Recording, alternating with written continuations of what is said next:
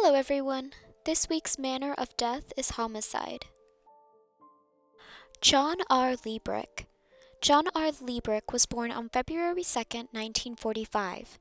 He was a 39-year-old man living in apartment number 203 at 1818 South Lake Shore in Austin, Texas.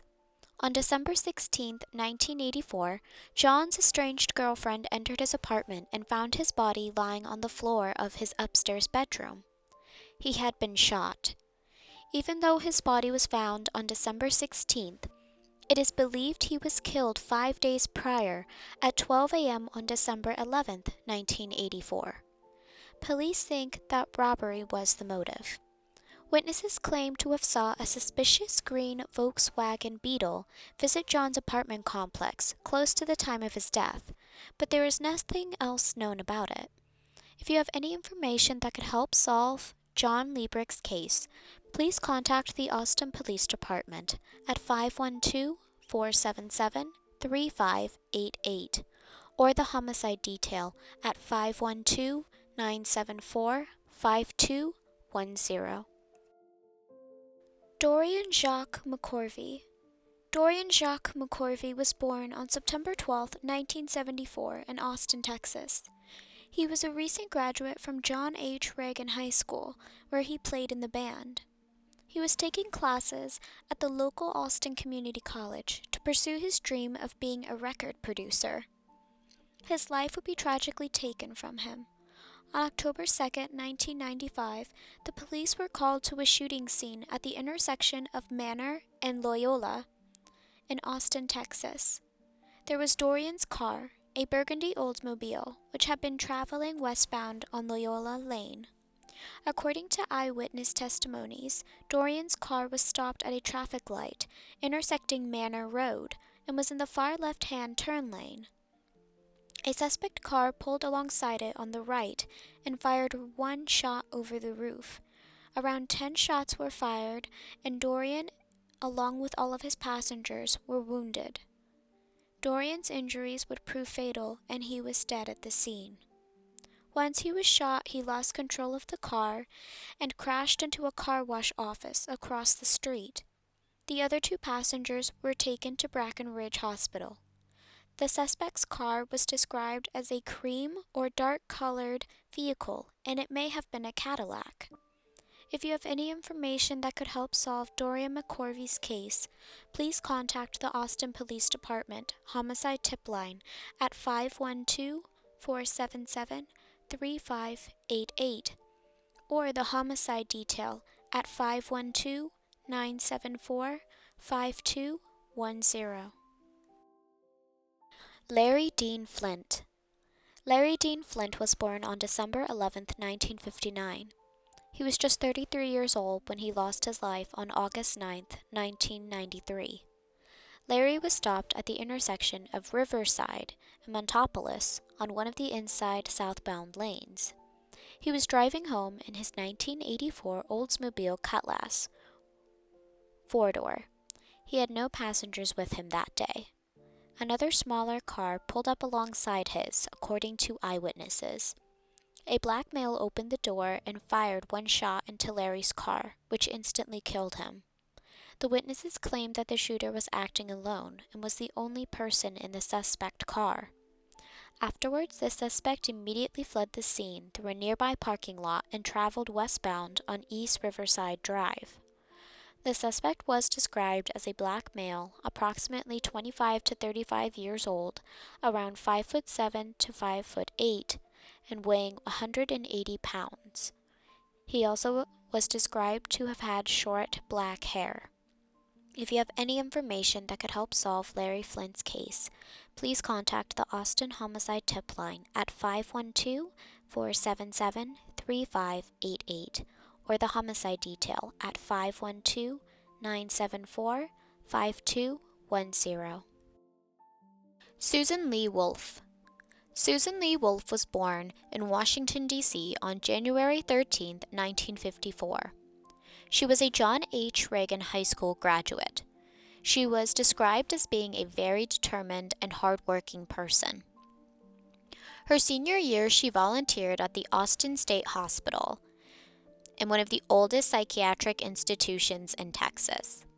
While working there, she was simultaneously taking science requirements to be a nursing student and was saving money to pay for college. It was normal for her to bike around, and she had a bungalow at 212 Franklin Boulevard. She was just about to turn 26 when on January 9th, 1980, she was walking to a friend's house to spend the night. She was walking along 49th Street because her apartment had just been exterminated for roaches.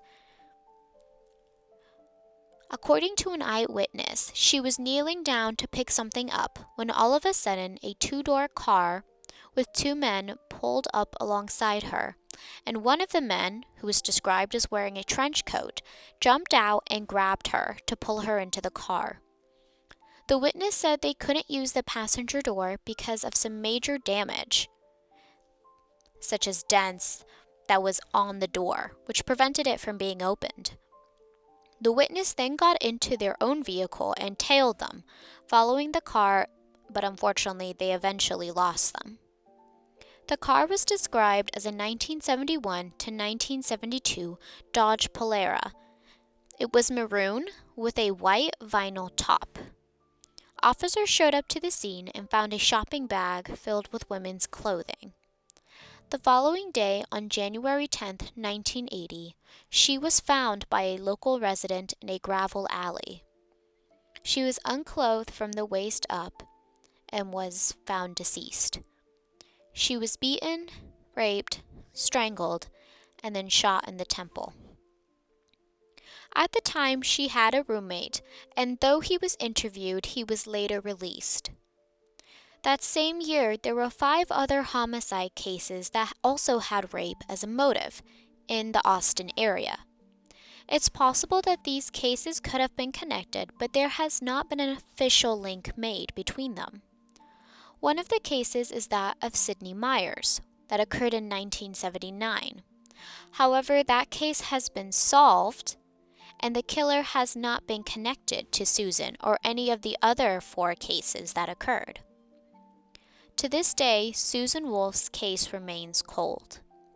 If you have any information that could help solve her case, please call the Austin Police Department Homicide Tip Line at 512-477-3588 or the Homicide Detail at 512-974-5210. Also, when I was researching her case, I listened to a podcast done by Gone Cold Podcast, Texas True Crime, which goes into further detail about Susan's case. If you'd like to go ahead and give them a listen, I would recommend it. It was very well done. Esther Guevara Broberg. Esther Guevara Broberg was a 35-year-old woman. Her hobbies were fishing and bowling. She had 2 daughters and was planning on remarrying her ex-husband after a successful reconciliation. But her plans would never come to fruition. On Sunday, May 22, 1983, at 9:37 a.m., Austin police officers were called to the 3900 block of East 23rd Street at Givens Park. Some softball players were at the park when they saw the body of a naked deceased woman in a grassy spot near the local swimming pool. The woman was mother of 2, Esther Broberg. Her death was declared a homicide by the medical examiner's office. Apparently, the night before, Esther had gone out with friends at a local club until the early morning of May 22nd. Her friends last saw her walking in the region of Givens Park. This was only 3 miles from her home. She had been stabbed 11 times and run over with a car.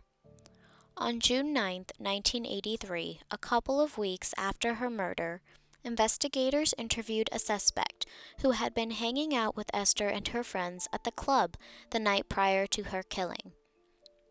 The suspect confessed to abducting, sexually assaulting, and murdering Esther Broberg, along with 2 other accomplices. The next day, June 10, 1983, all 3 suspects were charged with capital murder. However, the charges were dropped due to the initial suspect being seen as mentally incompetent to stand trial. Because of this, all three were let go from custody.